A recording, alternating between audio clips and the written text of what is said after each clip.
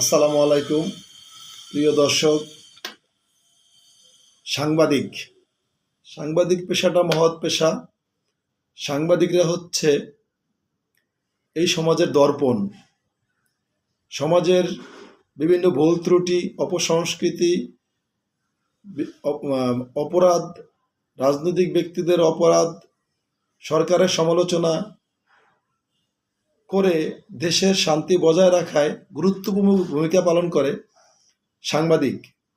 কিন্তু এই সাংবাদিকতার মাঝে কিছু সাংবাদিক আছে তেলবাজ সাংবাদিক, হলুদ সাংবাদিক, যা আমরা বিগত 15-16 বছরে দৃঢ়ভাবে লক্ষ্য করেছি যে কিছু হলুদ সাংবাদিকতার কারণে, কিছু হলুদ মিডিয়ার কারণে আজকে আমাদের এই স্বৈরশাসক এতদিন স্বৈরতান্ত্রিকভাবে দেশকে পরিচালনা করে গেছেন।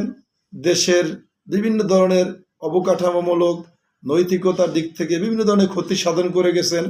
সেই সাথে সেই স্বৈরশাসকের যত অপকর্মের যত ফিরিস্তি, স্বৈরশাসকের যত অপকর্মের যত সঙ্গী সাথী বলেন, কিছু সাংবাদিক আমাদের এই সমাজে ছিল, আছে।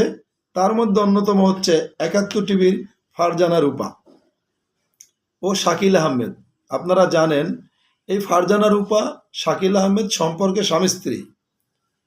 মাঝে তাদের সংসারে অনেক ঝামেলা হয়েছিল, শোনা গেছে তারা সংসারে নেই, সারাসারি হয়ে গেছে এমন শোনা গেছিল। আমি আপডেট জানি না এখন কি অবস্থা, তবে ধরেন আমরা মেনে নিচ্ছি তার স্বামী স্ত্রী। এই সংবাদ মাধ্যমে যারা যতগুলো সাংবাদিক, যতগুলো চ্যানেল খারাপ ভূমিকা পালন করেছে, স্বৈরাচার শাসকের দোসর হিসেবে কাজ করেছে, নিরবিচ্ছিন্নভাবে জনগণের ইচ্ছা আকাঙ্ক্ষার উপরে যে ইচ্ছা আকাঙ্ক্ষার অবমূল্যায়ন করে যারা এই স্বৈরাচার শাসককে স্পেস দিয়ে গেছেন একের পর এক তেলবাজির মাধ্যমে, সেই তেলবাজ সাংবাদিক আজ কিছুক্ষণ আগে বিমানবন্দর থেকে সাংবাদিক দম্পতি ফারজানা রূপা ও শাকিল আহমেদ গ্রেপ্তার হয়েছেন। এই ফারজানা রূপা, এই শাকিল আহমেদ ভূমিদস্যু থেকে শুরু করে লুটপাট, বাণিজ্য, চাঁদাবাজি, সাংবাদিকতার নামে অপসাংবাদিকতা, হলুদ সাংবাদিকতা, এমন কেন সেক্টর নাই অতীত প্রধানমন্ত্রী শেখ হাসিনার অতি নিকটবর্তী সাংবাদিক হওয়ার কারণে এমন কোনো সেক্টর নাই যেখানে এই সাংবাদিক দম্পতি তথা ফারজানা রূপা ও শাকিল আহমেদ নিজেদের প্রভাব বিস্তার করে হাজার কোটি টাকা কামায় নাই। তাদের হাজার কোটি টাকা সম্পত্তি আছে। দুদকের কাছে আমি নিরপেক্ষভাবে আবেদন জানাবো, তারা যেন নিরপেক্ষভাবে তদন্ত করে, তদন্ত সাপেক্ষে তাদের বিচার আইনের আওতায় হোক, এটা আমি চাইব। তবে আমি এই ৭১ টিভির এই সাংবাদিক দম্পতি এমন কোনো অপকর্ম নাই যেগুলো তারা করেন নাই। সাথে আরও আছেন মোজাম্মেল বাবু, সাংবাদিক মোজাম্মেল বাবু আছেন, আপনাদের মনে থাকার কথা মুন্নি সাহা সহ জয় মামুন, এরকম আরও অনেক সাংবাদিকতা আছে। সম্প্রতি আপনারা দেখেছেন, সম্প্রতি বৈষম্য বিরোধী আন্দোলনের সমন্বয়করা বেশ কিছু সাংবাদিকের তালিকা দিয়েছেন যারা হলুদ সাংবাদিকতা। সুভাষ সিংহ রায়, তারপরে আছেন শ্যামল দত্ত। এই যে সাংবাদিক নামধারী এই সাংবাদিকরা, আমি মনে করি সাংবাদিক জীবনে সাংবাদিকতা পেশার জন্য কলঙ্কময়। আপনারা জানেন অতি সম্প্রতি এই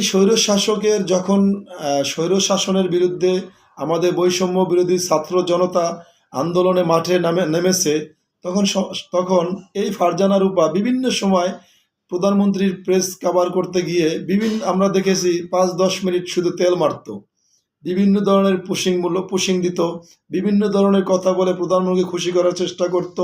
এইভাবে করেই বিগত প্রধানমন্ত্রীর নজরে নিয়ে এসেছেন এবং সর্বশেষ ওনার প্রশ্নের মধ্যেই কিন্তু স্বৈরশাসকের কি বলবো সমাপ্তি ঘটেছে।